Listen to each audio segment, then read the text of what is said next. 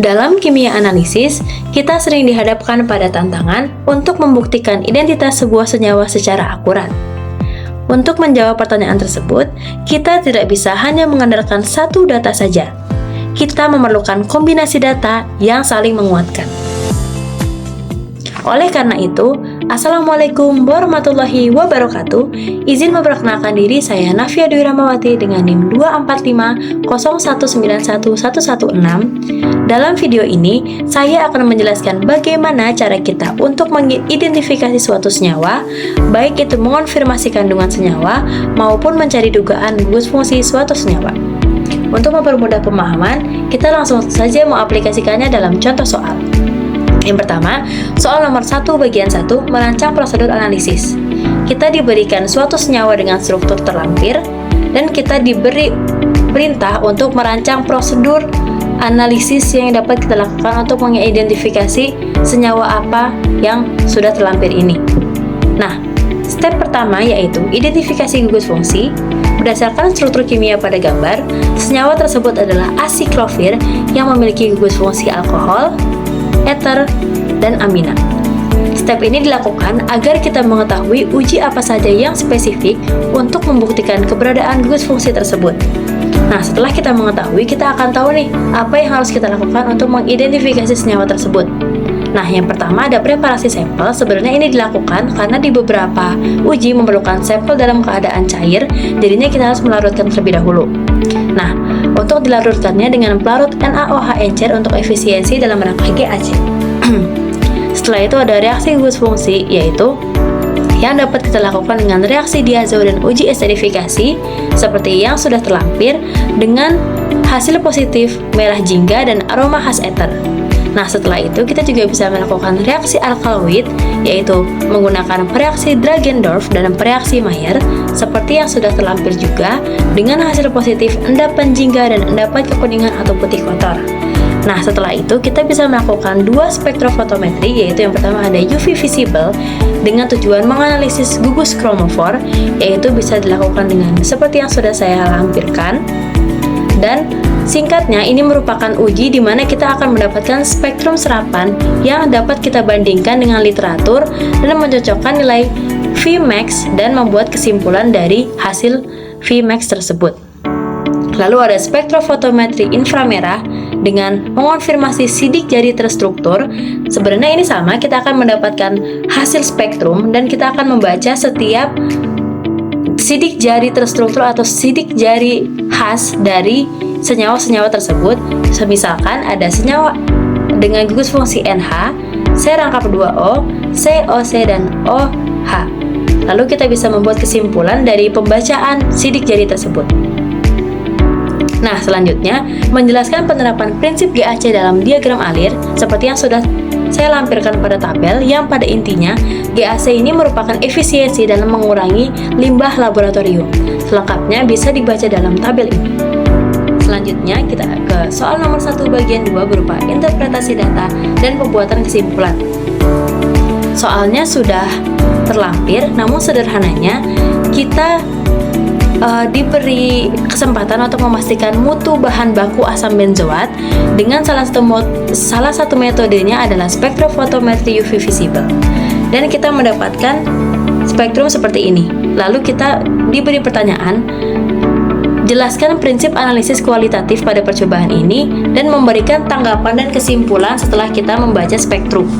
Nah, yang sebelah kiri ini merupakan spektrum UV sampel asam benzoat dalam pelarut etanol, dan yang kanan adalah spektrum UV baku pembanding asam benzoat dalam pelarut etanol juga. Namun ini adalah baku pembanding dan ini adalah sampel yang kita uji. Langsung saja kita ke poin A.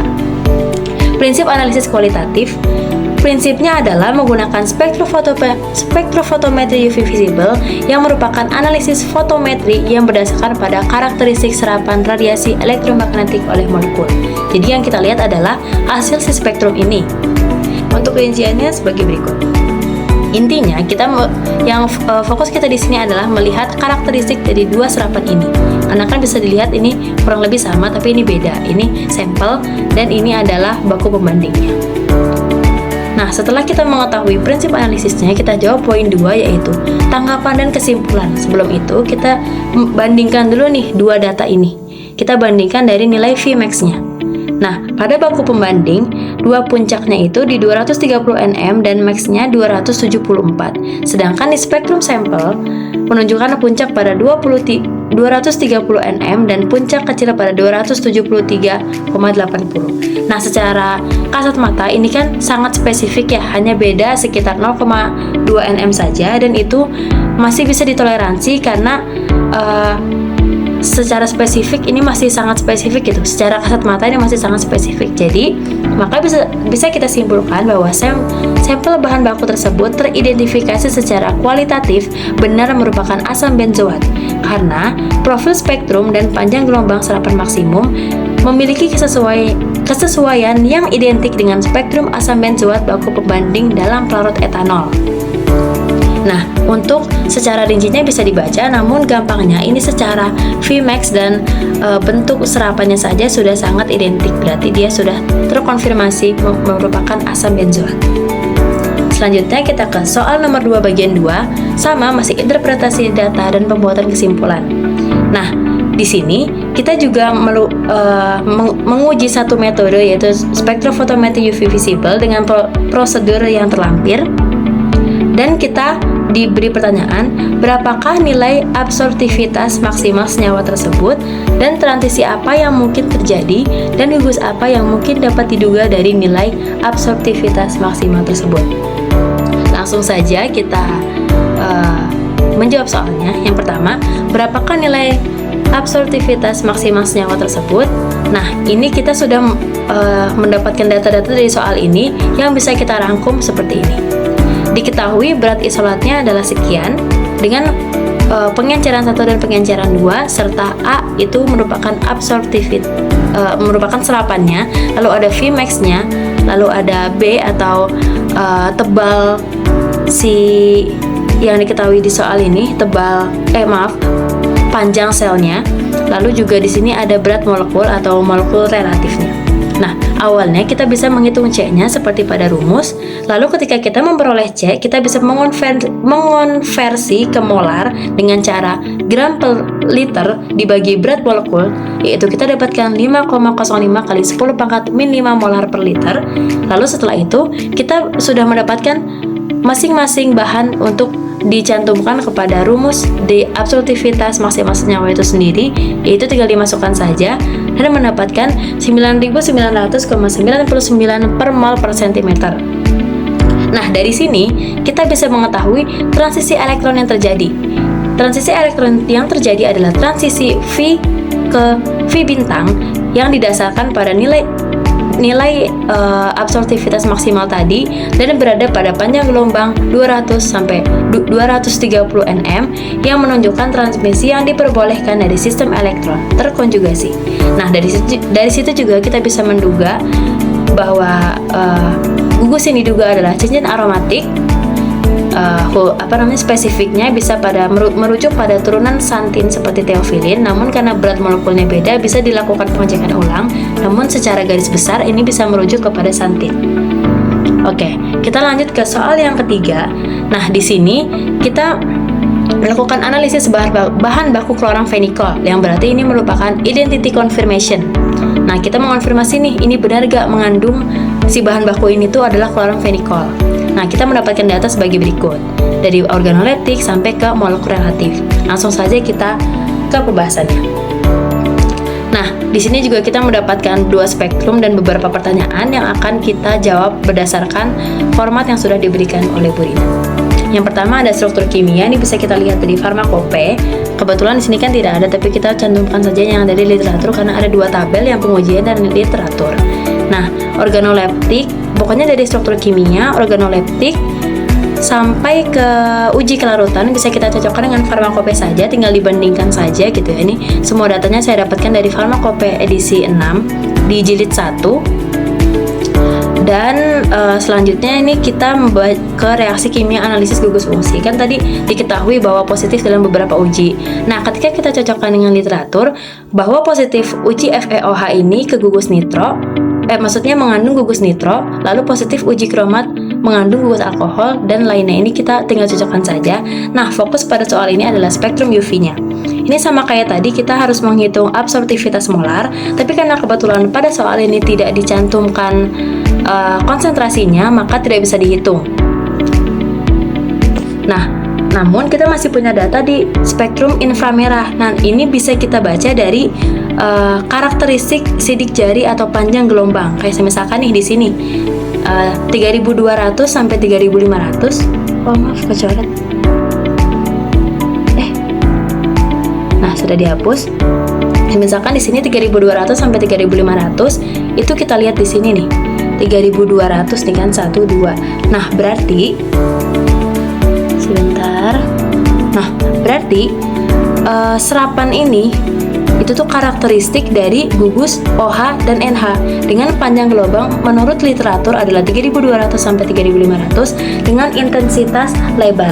Kebetulan data yang saya bandingkan dengan data pada soal ini sama, sangat spesifik, jadi hasilnya sama saja. Intinya dalam melihat spektrum ini kita harus melihat serapan sidik jari yang ada pada spektrum tersebut. Lalu kita bisa mencocokkan dengan literatur, tapi pada saat saya mengerjakan ini saya mencocokkannya dengan PPT yang dijelaskan oleh Bu Rina, dan itu sudah lengkap, ada gugus fungsi, ada bilangan gelombang dan intensitasnya. Bisa dilihat saja di situ. Lalu kita juga mendapatkan data MR dan didapatkan 323, dan pada farmakope juga 323. Nah, dari semua data yang sudah kita kerjakan tadi, dari struktur kimia sampai ke MR, dapat kita simpulkan bahwa berdasarkan data hasil pengujian dan literatur senyawa, dapat disimpulkan bahwa sampel mengandung chloramphenicol. Berarti ini terbukti bahwa sampel ini mengandung chloramphenicol ya. Oke, selanjutnya kita lanjut ke nomor 4 bagian 2. Sebenarnya ini sama saja dengan nomor 3 tadi. Nah, tapi bedanya ini benar-benar kita hanya dikasih spoiler bahwa ini merupakan hasil isolasi dari bahan alam. Jadi ini secara gak langsung merupakan blank identification, namun kita sudah mendapatkan data-data ini. Kurang lebih sama seperti tadi, kita hanya membandingkan saja dengan literatur, dan fokus kita di sini adalah ke spektrum UV-nya.